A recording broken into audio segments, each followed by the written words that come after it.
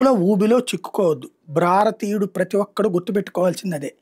మనల్ని లాగడానికి ఇప్పుడు విదేశీ శక్తులు అనను గాని, మన దేశంలో ఉన్నటువంటి పారిశ్రామిక శక్తులు కూడా మనల్ని అప్పుల ఊబిలోకి లాగడానికి ప్రయత్నిస్తున్నాయి. ఇప్పుడు నీ దగ్గర డబ్బులుంటే కొనుక్కో.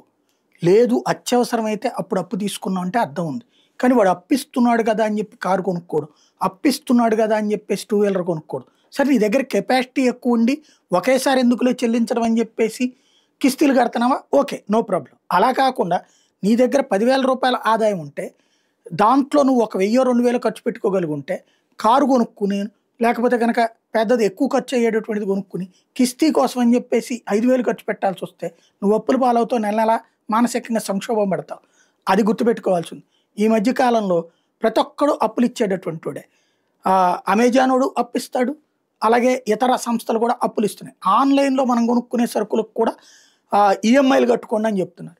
ఆల్రెడీ షాపులకు పోతే కూడా అట్లాగే మీకు అప్పుంది 6 నెలల్లో తీర్చొచ్చు, ఏడాదిలో తీర్చొచ్చు అని. దీంతో కొనేసుకుని ఆ తర్వాత కట్టడానికి నానా తిప్పలు పడి చివరికి మానసికంగా సంక్షోభంలో పడుతున్నారు. లేదంటే మందుకు బానిసలు అవుతున్నారు. టెన్షన్లు పెరిగిపోతున్నాయి, బీపీలు పెరిగిపోతున్నాయి, షుగర్లు పెరిగిపోతున్నాయి. ఇది గుర్తుపెట్టుకోవాల్సింది.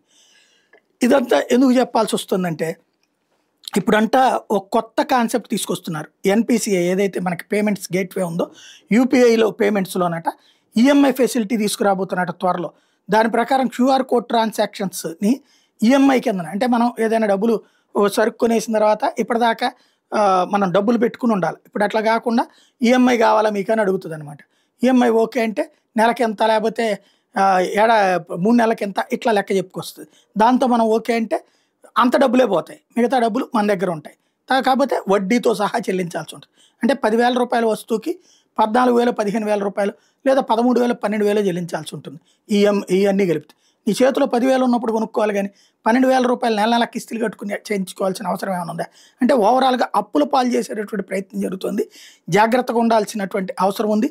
20 నెలల ట్రాన్సాక్షన్స్ పెడతారట వీళ్ళు.